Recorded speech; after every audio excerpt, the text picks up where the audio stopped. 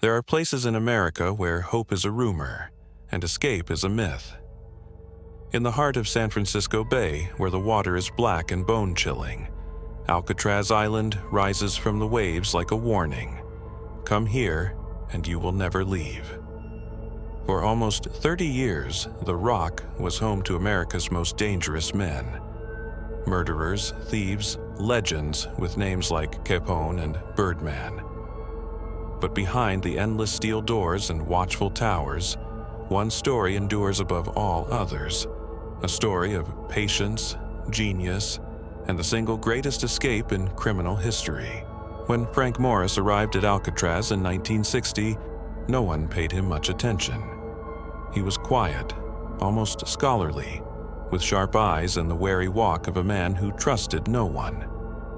The guards knew his file: armed robbery, multiple escapes, a mind that tested in the top 2% of intelligence. Too smart for his own good, one warden said. Morris had spent his entire life on the margins, abandoned by his parents, raised in orphanages, drifting through reform schools and jail cells like a ghost. But Alcatraz was different. Here, the walls were thicker, the rules were harsher, and the possibility of escape was a fantasy. Frank Morris, though, was not like other men. At first, he blended in, earning his keep with small talk and quick hands. He watched everything. The routine was clockwork. Wake at 6:30, count at 7, breakfast in silence, labor in the workshop, locked back in cells by 5:30. But the monotony was a mask, and beneath it, Morris was mapping every inch of his cage. He learned which guards fell asleep on duty. He noted the blind spots in the yard, the moments when the noise of the foghorn drowned out the sounds of scraping or drilling. He learned about the prison's old utility corridor, a forgotten artery that snaked behind the cell blocks. Out of sight, out of mind. There was no hope alone. Morris needed partners, men he could trust, men with nothing left to lose. He found them in John and Clarence Anglin, two brothers from Georgia, expert bank robbers who could stay silent for months and never crack under pressure. They had grown up together, swimming the rivers of the South, stealing to survive, and always watching each other's backs. Together with Alan West, a car thief with a knack for improvisation, they became a crew.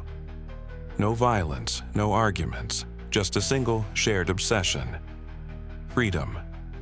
The plan began with a hole. Each cell in Alcatraz had a small air vent beneath the sink, barely wide enough for a child's arm. By day, the men chipped away at the crumbling concrete using spoons, discarded blades, and whatever scraps they could smuggle from the workshop. At night, they disguised the noise with the roar of the prison band's rehearsal. Morris on clarinet, covering the scrape of metal against stone. Progress was agonizingly slow. A centimeter at a time, dust hidden in pockets, debris flushed down toilets or scattered in the yard. Every morning, a cardboard grill painted to match the wall hid the growing holes from the guards' eyes. Morris was relentless, driving the others with calm, meticulous instructions. He built tools from old vacuum cleaner parts, fashioning a crude electric drill to speed up the work. The walls yielded, flaking and soft, revealing the secret corridors behind. But a tunnel was only the beginning. The bay was an even greater enemy. In the laundry rooms, they scavenged raincoats and cut them into strips, sewing together a raft and life vests with needle and thread pilfered from the workshop.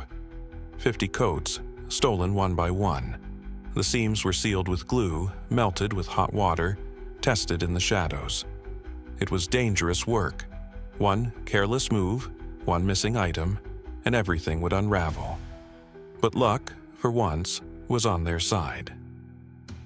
As spring turned to summer in 1962, the plan neared completion. Every night, Morris rehearsed the escape in his mind, each step, each obstacle, the precise timing needed to avoid patrols. He crafted dummy heads from soap, toilet paper, and real hair collected from the barber shop, painting them with pigment swiped from art class. They would be placed on the pillows, turned just so, to fool the guards during their midnight checks. The pressure was unbearable. Every cough, every creak of a bed frame, every footstep outside the cell could spell disaster. But the men pushed on, week after week, holding their breath when the guards passed, sleeping with one eye open. Alan West began to crack, struggling to keep up, the anxiety eating at him. But Morris, always the leader, kept the group together with quiet reassurance. "Almost there," he would whisper. "Just a little longer." June 11th, 1962. The day the myth began. That evening, after dinner, the prison moved with its usual grinding rhythm. Chess games in the rec room, letters written home, lights out at 9:30 sharp. The men waited, bodies tense, sweat beading on their brows as the minutes ticked by. At 10 p.m., the last head count. Satisfied, the guards retreated to the warmth of the break room, pouring coffee, swapping jokes about the cold. Down in cell block B, 4 men lay perfectly still, breathing slow and deep. Then, as the prison fell into darkness, the escape began. One by one, they slipped the dummies onto their pillows, positioned the blankets, and squeezed through the holes behind their sinks. The air was thick with dust and fear. For West, panic struck. The plaster around his vent had hardened, sealing him in. He dug desperately with a spoon, but the clock was against him. He would not make it. Morris and the Anglins paused, waiting, whispering through the darkness. But time was running out. With heavy hearts, they left West behind, crawling into the blackness of the utility corridor. Inside the wall, the air was stifling, the darkness absolute. Rats scurried beneath their hands. Above, the footsteps of guards echoed through the pipes.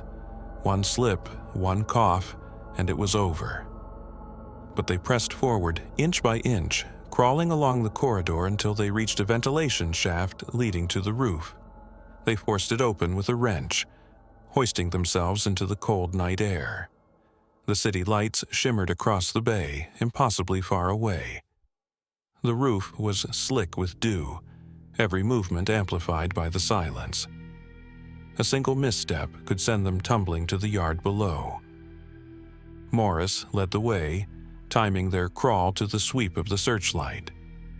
They descended a drain pipe to the ground, cutting across the yard to the north shore, hearts hammering as the wind carried the scent of salt and danger.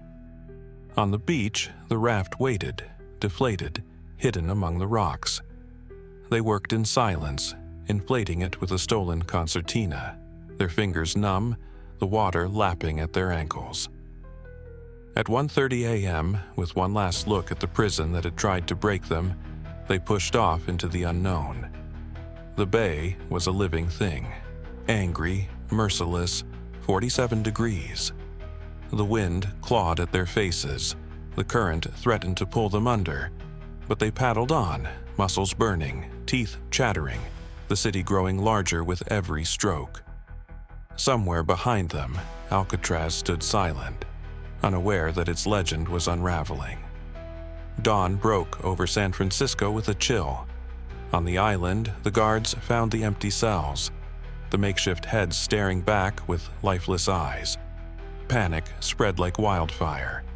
Alarms blared, doors slammed, every inch of the prison searched and searched again. In the utility corridor, the tunnel gaped wide, proof that something unthinkable had happened. The greatest manhunt in American history began at 7 a.m., with helicopters slicing through the sky and police boats sweeping the shore. They found nothing. No bodies, no footprints, only a paddle washed up on Angel Island, a few pieces of raincoat, and the rumors that always follow miracles. Officially, the men were listed as missing and presumed drowned. The waters of the bay, authorities insisted, were unforgiving. No one could have survived. But no one could say for certain. There were no bodies, no witnesses, nothing but a gaping hole in the legend of Alcatraz. The questions began almost immediately. Fishermen swore they saw a raft drifting near the Golden Gate. A car was stolen in Marin County that same night, vanishing without a trace.